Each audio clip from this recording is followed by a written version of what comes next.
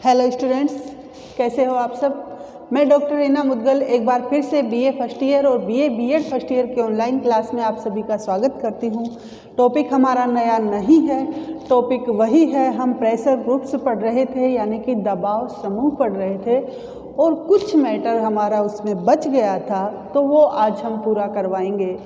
तो देखिए, मैंने आपको बताया था स्टूडेंट्स कि दबाव समूह क्या होते हैं, राजनीतिक दल क्या होते हैं, उससे पहले हमने पढ़ा था और फिर पढ़ा था दबाव समूह। तो मैंने आपको बताया था कि दबाव समूह जो होते हैं वो सत्ता में नहीं होते हैं, लेकिन दबाव प्रेशर डालकर राजनीति को प्रभावित करते हैं, सत्ता को प्रभावित करते हैं। ये संगठन होते हैं, जैसे कि मैंने बहुत सारे संगठन आपको बताए थे, जैसे महिला संगठन, श्रमिक संगठन, छात्र संगठन, और ये जैसे आतंकवादी संगठन भी होते हैं। फिर मैंने आपको आमंड का एक दल, इनका दबाव समूहों का वर्गीकरण भी पढ़ाया था कि आमंड और ब्लेंडल ने किस प्रकार से दबाव समूहों को 4 भागों में बांटा है।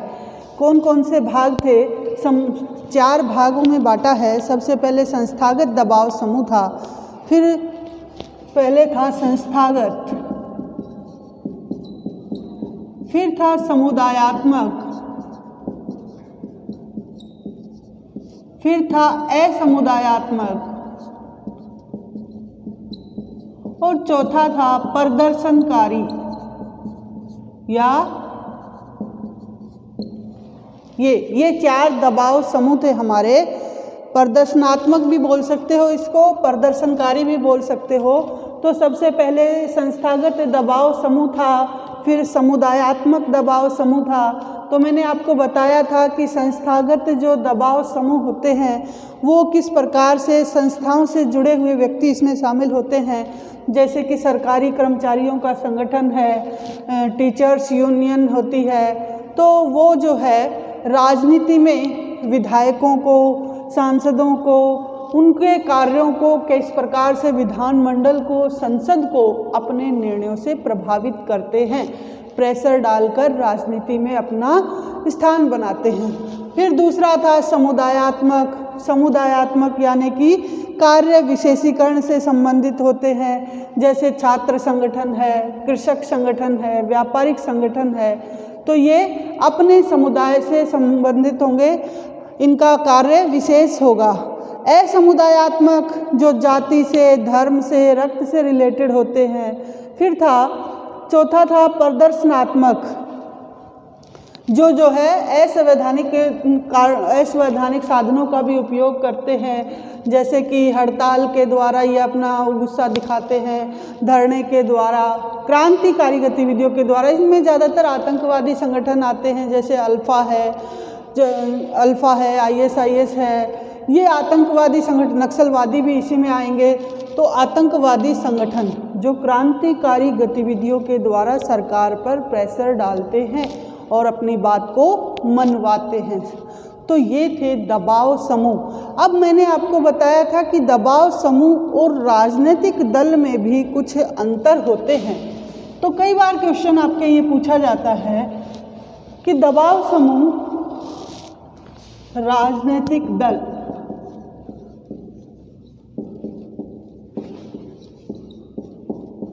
वर्सेस दबाव समूह,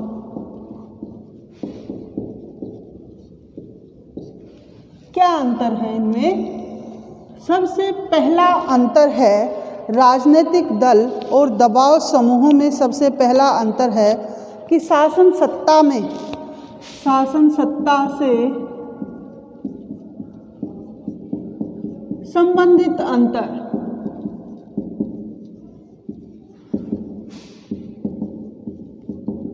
मैंने आपको बताया था कि राजनीतिक दल जो होते हैं वो एक संगठन की भांति कार्य करते हैं, उनके विचार भी एक जैसे होते हैं, उनके हित भी एक जैसे होते हैं, उनके लक्ष्य भी एक जैसे होते हैं, उनके उद्देश्य भी एक जैसे होते हैं, लेकिन उनका अंतिम जो लक्ष्य होता है वो सत्ता प्राप्ति करना होता है। किसी भी प्रकार से कुर्सी हासिल करना, सत्ता को प्राप्त करना होता है। लेकिन दबाव समूह संगठन से जुड़े होते हैं, उस संगठन में जो व्यक्ति होंगे उनके हित भी एक जैसे होंगे, उनकी विचारधाराएं भी एक जैसी होंगी, उनके लक्ष्य भी एक जैसे होंगे, उद्देश्य भी एक जैसे होंगे, लेकिन उनका अंतिम उद्देश्य सत्ता प्राप्त करना नहीं होता है, बल्कि अपने हितों को मनवाना, हितों की रक्षा के लिए वो जो है सरकार के द्वारा अपनी बात को मनवाने की कोशिश करते हैं, बात को मनवाते हैं, सरकार पर दबाव डालते हैं। ठीक है, तो ये इनमें डिफरेंसेस है शासन सत्ता से संबंधित अंतर। दबाव समूह शासन को, सत्ता को प्राप्त करने का प्रयत्न नहीं करते हैं, ये मात्र पदाधिकारियों पर, अधिकारियों पर, सरकार के कर्मचारियों पर प्रेशर डालकर, दबाव डालकर अपनी बात को मनवाने का प्रयत्न करते हैं। बस इतना ही है। दूसरा पॉइंट था इसका, उद्देश्य और कार्यक्रम का अंतर। उद्देश्य व कार्यक्रम में अंतर। अब मैंने उस दिन भी आपको बताया था कि राजनीतिक दल जो है वो राष्ट्रीय हित की समस्याओं से संबंधित होते हैं और उनके उद्देश्य बहुत व्यापक होते हैं। राजनीतिक दल जो होंगे वो संविधान में दिए गए प्रावधानों के अनुसार ही कार्य करते हैं और उनका उद्देश्य क्या होता है, राष्ट्र का हित, राष्ट्र हित के लिए वो संगठित होते हैं और पार्टी का निर्माण करते हैं। लेकिन दबाव समूह मात्र एक वर्ग विशेष के लिए, जिस संगठन से जुड़े हैं, जिस समुदाय से जुड़े हैं, केवल उसी के हित का प्रयास करेंगे, राष्ट्र हित से उनका कोई संबंध नहीं होता है। तो ये इनके उद्देश्यों में अंतर हो गया, दोनों के ही उद्देश्य अलग अलग हैं। दबाव समूह एक वर्ग विशेष के हितों का प्रतिनिधित्व करता है, जबकि राजनीतिक दल राष्ट्र के हितों का प्रतिनिधित्व करता है। इसके अलावा जो दबाव समूह है उनका कार्यक्रम व्यापक होता है और राजनीतिक दलों का कार्यक्रम व्यापक होगा क्योंकि वो राष्ट्र को साथ लेकर चलते हैं, और दबाव समूहों का कार्यक्रम सीमित होता है क्योंकि वो एक वर्ग विशेष को साथ लेकर चलते हैं। अगला पॉइंट है स्वरूप संबंधी अंतर।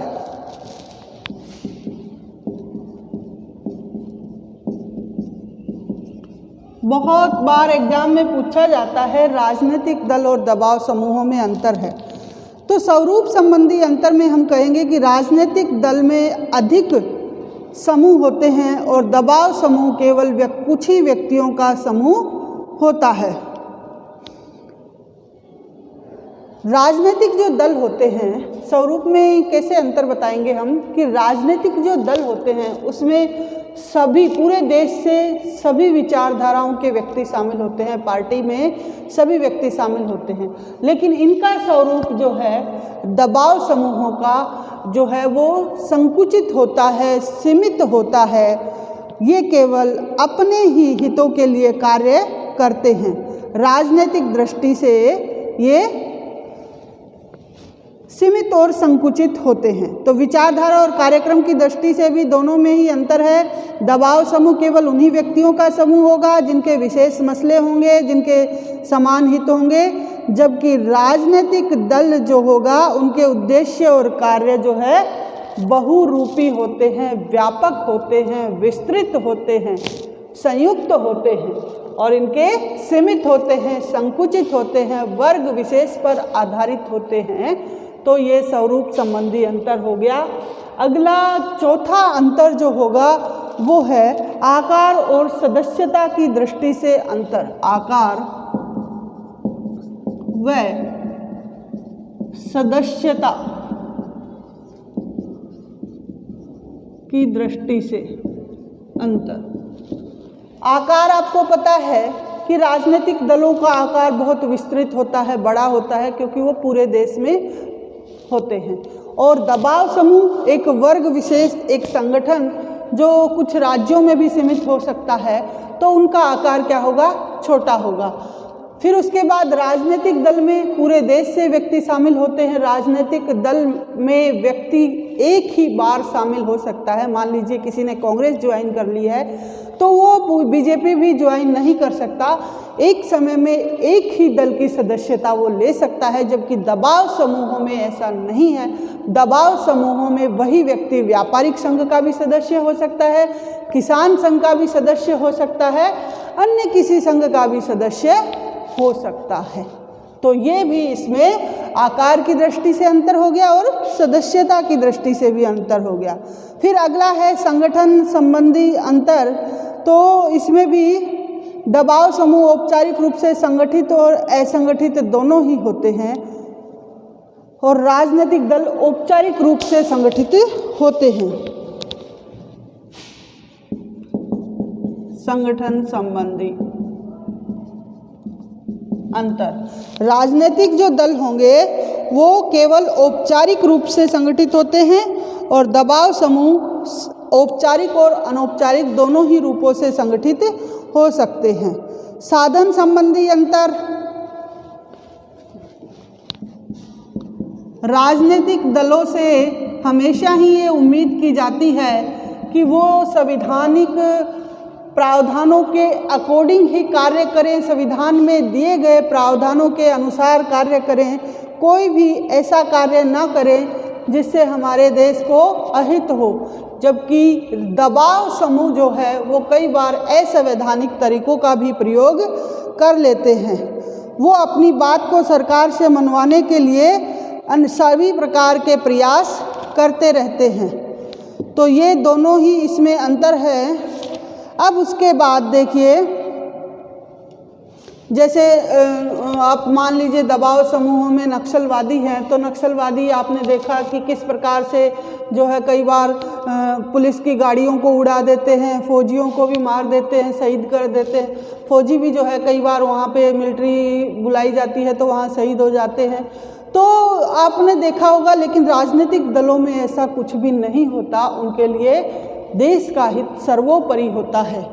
अब यहाँ पर देखिएगा, राजनीतिक दल और दबाव समूहों में ये मेन अंतर आपने पढ़े कि शासन सत्ता से संबंधित अंतर क्या है। तो सबसे पहले आपने पढ़ा कि वो जो है राजनीतिक दल जो है वो शासन में उनका अंतिम उद्देश्य क्या होता है, सत्ता प्राप्ति होता है, जबकि दबाव समूहों का सत्ता से कोई लेना देना नहीं होता। उद्देश्य और कार्यक्रम में अंतर, स्वरूप संबंधी अंतर, आकार और सदस्यता की दृष्टि से अंतर, संगठन संबंधी अंतर और साधन संबंधी, किस प्रकार से राजनीतिक दल जो है वो संवैधानिक साधनों का प्रयोग करते हैं और ये असंवैधानिक साधनों का प्रयोग करते हैं।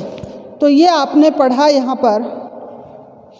अब इसके बाद देखिएगा दबाव समूहों की भूमिका के, दबाव समूह द्वारा अपनाए गए तरीके। अगला जो आपका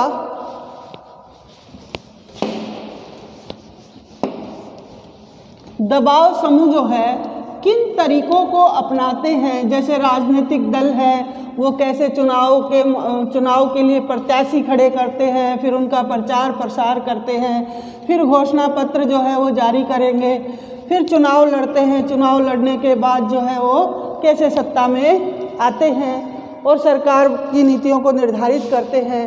लेकिन दबाव समूह जो है, दबाव समूह किन साधनों का प्रयोग करता है, तो दबाव समूह द्वारा अपनाए गए तरीके या कार्य प्रणाली भी कह सकते हो, वो कैसे कार्य करते हैं।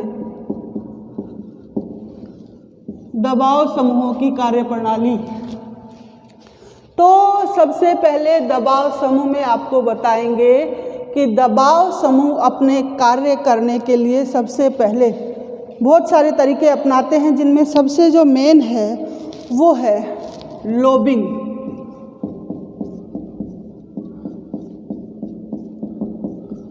लॉबिंग, दबाव समूह लॉबिंग के माध्यम से सरकार के द्वारा अपनी बातें मनवाते हैं।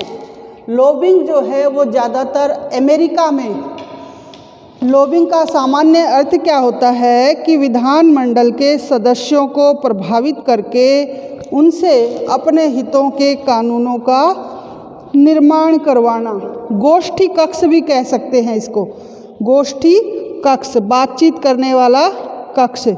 और ये जो ये जो लॉबिंग है ये ज़्यादातर पाश्चात्य देशों में यानी कि अमेरिका में ज़्यादा प्रचलित है। लॉबिंग को क्या कहते हैं? गोष्ठी कक्ष। अपनी कोई बात मनवानी है, अपने हित के लिए कोई जो है कानून बनवाना है, तो किस प्रकार से ये विधान सभा के बाहर रहकर, विधानमंडल के बाहर रहकर, वहाँ विधानसभा के जो सदस्य हैं उनसे विचार विमर्श करके कैसे अपनी बात को मनवाते हैं, उसे कहेंगे हम लॉबिंग। क्या कहेंगे? लॉबिंग। तो ये लॉबिस्ट जो है 3 प्रकार के कार्य करते हैं, सूचनाएं प्रसारित भी करते हैं, हितों की रक्षा करते हैं और राजनीतिक प्रभावों को भी स्पष्ट करते हैं। अब इनके अलावा विधायकों से जो है जब ये संपर्क स्थापित करते हैं अपनी बातों को मनवाने के लिए विधायकों से, तो ये विचारों के माध्यम से, भाषणों के माध्यम से, पत्र के माध्यम से, तार के माध्यम से, टेलीफोन के माध्यम से वहाँ से संपर्क स्थापित करते हैं।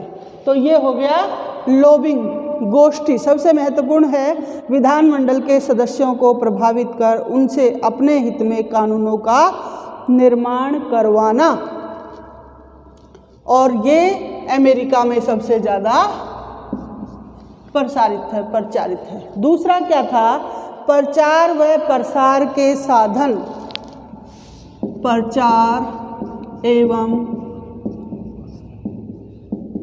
प्रसार के साधन।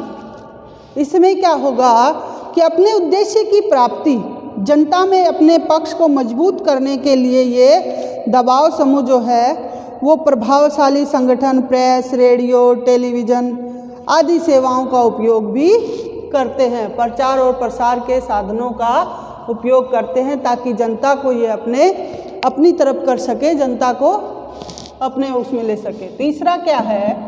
तीसरा आपका पॉइंट है आंकड़े प्रकाशित करना। आंकड़े प्रकाशित करना, आंकड़े प्रकाशित करना। नीति निर्माताओं के समक्ष अपने पक्ष को प्रभावशाली ढंग से प्रकाशित करने, प्रभावशाली ढंग से प्रस्तुत करने के लिए दबाव समूह आंकड़े भी प्रकाशित करते हैं ताकि वे अपनी बात को मनवा सके। जैसे मान लीजिए व्यापारिक संघ है, तो व्यापारिक संघ जो है कई बार आंकड़े प्रकाशित करेगा कि 2010 में आपके द्वारा, सरकार के द्वारा इतना टैक्स लिया गया था, इससे जनता को इतनी हानि हुई थी और सरकार के कोष में भी कमी आई थी, और उसके बाद 3 साल बाद इतना जो है ये आंकड़े हुए और यहाँ से यहाँ पर इतना लेन देन हुआ और यहाँ ये फ़र्क पड़ा। तो वो क्या है, उनको अपनी बात मनवाने के लिए पूरा जो है सर्वे करके आंकड़े प्रकाशित करते हैं ताकि अपनी बातों को सरकार के द्वारा आसानी से मनवा ले। फिर है गोष्ठियाँ आयोजित करवाना। चौथा, गोष्ठियाँ आयोजित करवाना। जैसे सरकार के द्वारा अभी किसान यूनियन है तो जगह जगह किसान हड़तालें कर रहे हैं, किसान अपनी बात को मनवाने के लिए कई दिनों से सड़क पर बैठे हुए हैं, तो वो क्या कर रहे हैं? गोष्ठियाँ आयोजित कर रहे हैं ताकि सरकार उनकी बात मान ले और उस कानून को वापस ले ले। अगला है रिश्वत, बेईमानी व अन्य उपाय। रिश्वत, बेईमानी व अन्य उपाय।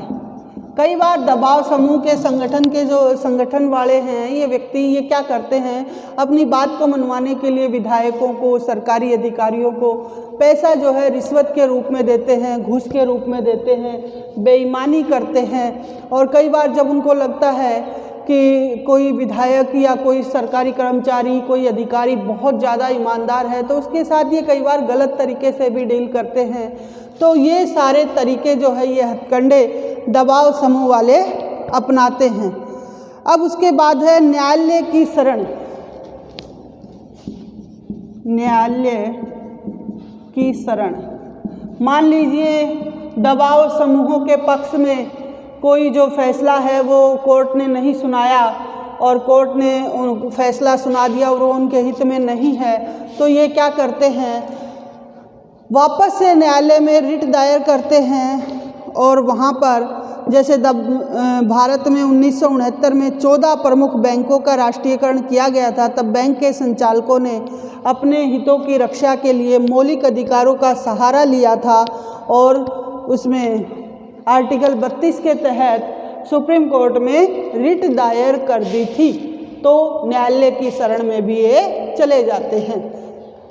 एक पॉइंट और देख लीजिए, संसद सदस्यों के मनोनयन में रुचि। सांसदों के मनोनयन में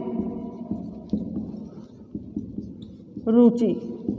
जब भी पार्लियामेंट के चुनाव होते हैं, संसद के चुनाव होते हैं या विधानसभाओं के चुनाव होते हैं, तो ये उनमें बहुत रुचि लेते हैं। कई बार तो ये चाहते हैं कि प्रत्याशी उनकी पसंद का खड़ा हो ताकि वो उनके प्रभाव में रहे और उनकी बात सरकार तक आसानी से पहुंचा सके, उनकी बात को मनवा सके। तो ऐसा करने के लिए वो कई बार प्रत्याशी को एक मोटी राशि अनुदान के रूप में भी देते हैं ताकि वो उनकी बात मानता रहे।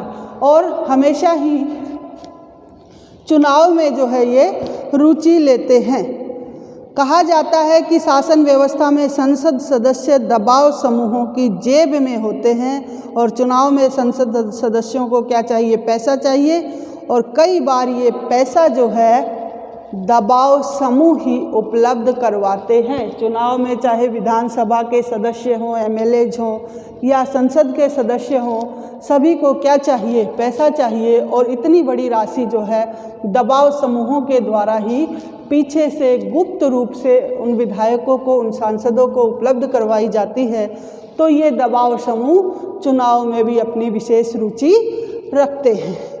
तो ये थे दबाव समूह के द्वारा अपनाए गए तरीके कि किस प्रकार लॉबिंग गोष्ठी कक्ष जो है वो विधानसभा के सदस्यों द्वारा या सांसद के सदस्यों के द्वारा अपनी बातों को मनवाने के लिए उनको जो है अपने विचारों से प्रभावित किया जाता है। कैसे प्रचार प्रसार के साधनों का उपयोग किया जाता है, आंकड़े प्रकाशित किए जाते हैं, गोष्ठी आयोजित की जाती हैं। और जब इन सब से काम नहीं चलता तो रिश्वत दी जाती है, बेईमानी की जाती है, घूसखोरी दी जाती है। और फिर भी काम नहीं चलता तो न्यायालय की शरण में भी चले जाते हैं। तो ये सारी तरीके जो है दबाव समूह के संगठन में दबाव समूह जो है प्रयुक्त करता है, उपयोग में लेता है। अब देखिए दबाव समूह है ये आपका यहाँ पे कंप्लीट होता है। अब इसमें दबाव समूह के कार्य आपने पढ़ ही लिए तो उसमें आप अपने हिसाब से इसमें बना के लिख सकते हैं। अब अगला जो आपका फर्स्ट ईयर का टॉपिक होगा वो होगा प्रतिनिधित्व की प्रणालियाँ। बहुत इम्पोर्टेंट टॉपिक है तो आप उसको अवॉइड नहीं कीजिएगा। दबाव समूह यहीं पर समाप्त होता है। अगली बार अगले वीडियो में नए टॉपिक के साथ हम आएंगे। तब तक के लिए धन्यवाद।